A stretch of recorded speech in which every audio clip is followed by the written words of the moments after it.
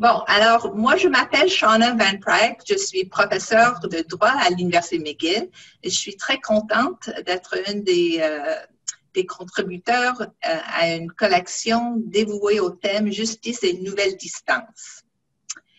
Je prends davantage de cette notion pendant la pandémie en invitant deux anciens étudiants à me rejoindre grâce à la proximité offerte par Zoom. Alors, bienvenue Yasmine et Michael.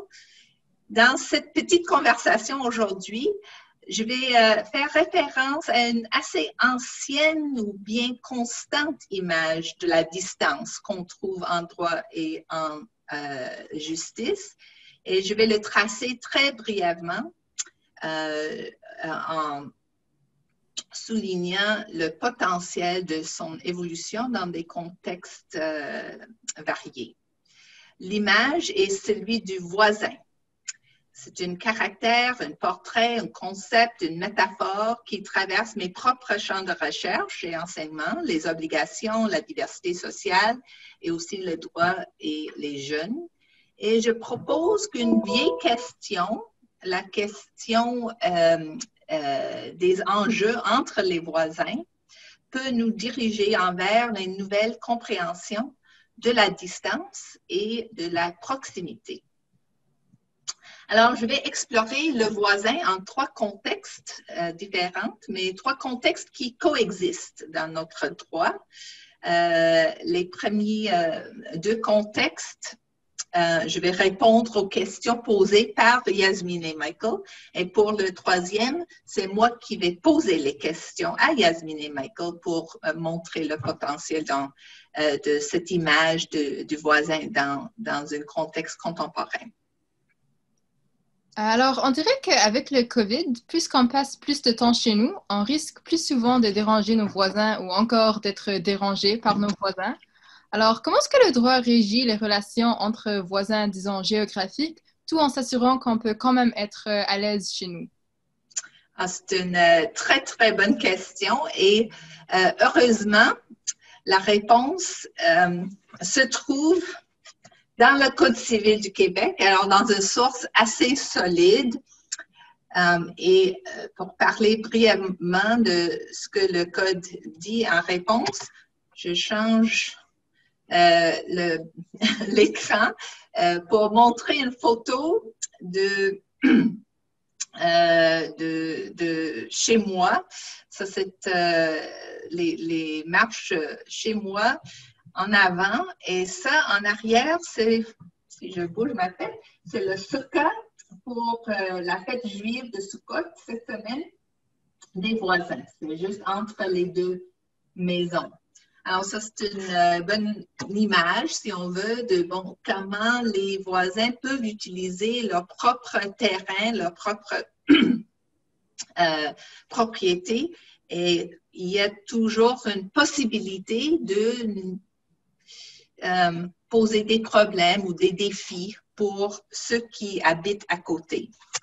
Alors, dans le Code civil, on trouve à l'article 976 qui s'appelle « Inconvénient normal de voisinage », le principe suivant. Les voisins doivent accepter les inconvénients normaux du voisinage, qui n'excèdent pas les limites de la tolérance qui se doivent. Alors, voici un principe de la justice entre nous tous comme voisins littéral. Comment est-ce qu'on partage l'espace physique? Comment est-ce qu'on règle nos relations quand on vit en proximité? Alors ça, c'est comme l'opposé de la distanciation physique, c'est la proximité physique. Et on trouve l'idée que même si on se comporte raisonnablement, on peut quand même produire une nuisance pour notre voisin, mais en même temps, qu'on doit tous s'adapter aux inconvénients normaux de voisinage. Pas de garantie d'une vie isolée ou 100% protégée. On ne vit pas comme ça, comme être humain. On vit à côté de l'autre. It's interesting because in the common law tradition, in the tort of negligence, we also speak of the significance of neighbors and specifically the neighbor principle. Could you speak to that, Professor Van Praag? I will. Thanks, Michael. So here I will change my background one more time. Here you see the same front steps of my house, but here, if I move my head a little bit, you can see people who do not actually live next to me, but who are lined up on the sidewalk at 2 meters distance, waiting to pick up their children. These, I would say, are not literal neighbors, but not physical neighbors, but metaphysical neighbors. And you're right, Michael, we find this notion of the neighbor principle in English common law coming out of a House of Lords decision in 1932, Donoghue and Stevenson, where the court actually draws on the Bible as a source, another book, but not the Civil Code, and draws specifically on the following line in the Bible, love your neighbor as yourself. And then the judge says the following, the rule that you are to love your neighbor becomes in law, you must not injure your neighbor. Who then in law is my neighbor? The answer seems to be persons who are so closely and directly affected by my act that I ought reasonably to have them in contemplation as being so affected. So that's why I'm showing this photo behind my head of people who do not share physical space with me, but who share the world with me and who may indeed be affected by my actions. And we're all particularly aware of the ways in which others can be our neighbors to whom we owe an obligation to take care in the context of the pandemic, in fact, where we have all shifted our norms and behavior in terms of the precautions that we take in order not to cause harm to others through our carelessness. And so we see here that we live in a web of relations with those around us, those we might bump into, those we might hurt through our actions. Et en effet, les professeurs F.R. Scott et Paul-André Crépeau ont parlé de l'article 1457 dans le Code civil du Québec, l'article qui correspond plus ou moins au neighbor principle in Donoghue and Stevenson. Eux, ils ont vu l'article 1457 comme une mini Bill of Rights, une mini charte des droits et libertés avant la charte plus formelle, la charte québécoise des droits, et évidemment avant la charte canadienne. Alors, en effet, c'était l'article 1053 dans l'ancien Code civil du Bas-Canada, le précédent 1457 dans le nouveau Code civil du Québec. Et avec cette référence à une mini Bill of Rights, on arrive au troisième contexte, un contexte plutôt en droit public, comment est-ce qu'on voit les rôles et les responsabilités du droit en réponse à la diversité sociale. Et comme j'ai promis, j'ai une question à vous poser. Je vais demander à Yasmine à répondre et puis ensuite Michael. Alors, est-ce qu'il y a une potentiel tirée des réalités de quartier mixte pour réfléchir avec espoir et avec la créativité au sujet de la diversité sociale? On peut évidemment étudier les façons dont le droit offre les protections des droits, mais peut-être le voisinage montre la fluidité de nos identités et affiliations dans une façon un peu plus intéressante, plus inspirante. Alors, je vais demander à Yasmine and afterwards, Michael. Alors, c'est intéressant parce que ça nous ramène un peu envers l'idée des voisins littéraux, mais en plus avec les voisins plus métaphoriques, disons. Alors, un exemple que je trouve assez intéressant, c'est the part of Stanley that's between St. Catherine and René-Lévesque. So that part of the street has a mosque just a couple of meters away from a strip club and several restaurants from different parts of the world. And I think every time I've kind of walked on that street to get to like a cafe or something, I wonder kind of how these different communities feel about being so close together. And I think what makes one kind of hopeful about this sort of mixity, seeing it, is that rather than trying to, you know, necessarily ascribe kind of like a valence to it, or to think about necessarily how every individual that forms part of these communities thinks about the proximity, just to kind of note and observe the fact that it exists just by virtue of sharing a physical space in a city.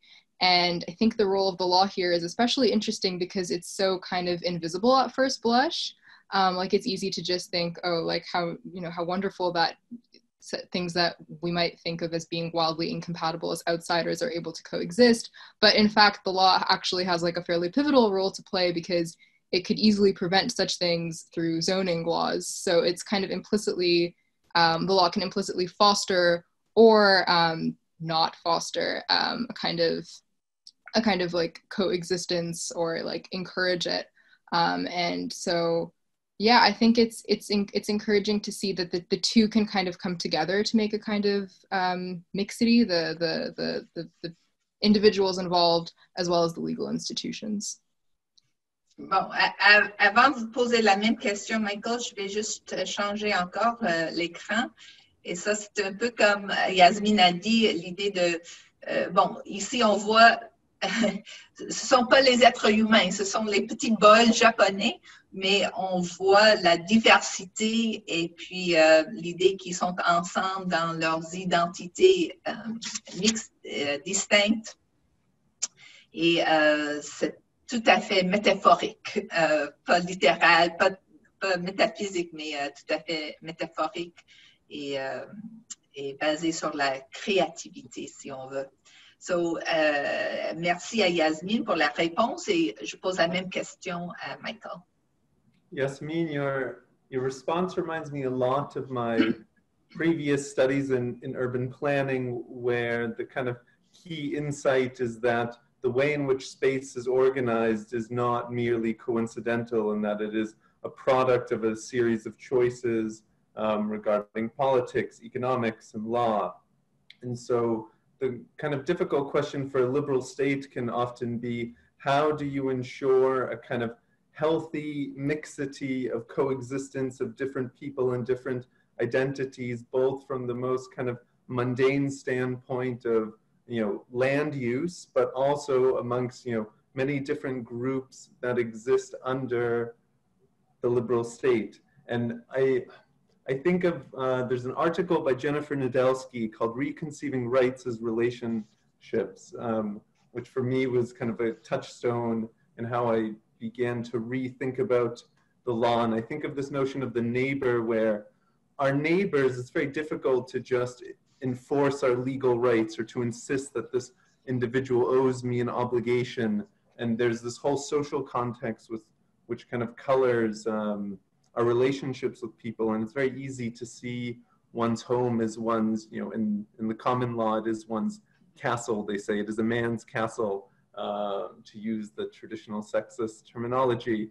And it's interesting to think of the limits of that and how it can be antithetical to, you know, living together as individuals, to only see things through the prism of what one's rights are and what those correlative obligations that one is owed.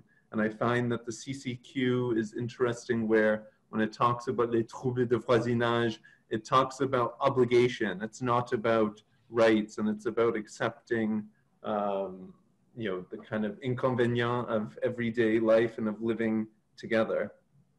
Yeah. Well, that was wonderful. The two of you provided very deep and thoughtful answers, and also nicely brought us full circle.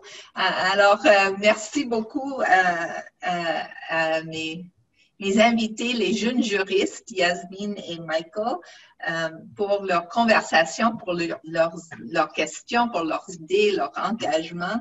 Et en conclusion, je dirais que ce sont les jeunes, comme Yasmine et Michael, et même les plus jeunes de chaque génération, qui nous montrent la mixité de nos sociétés. Les jeunes sont les créateurs des normes d'interaction et ce sont les jeunes qui vont réimaginer les façons dont on habite d'un à côté de l'autre et comment on utilise nos espaces partagés en les respectant pour le futur.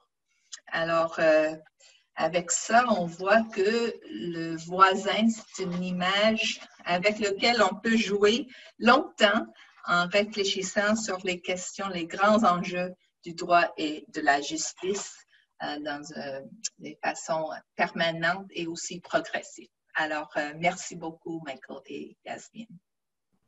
Merci. Merci à vous.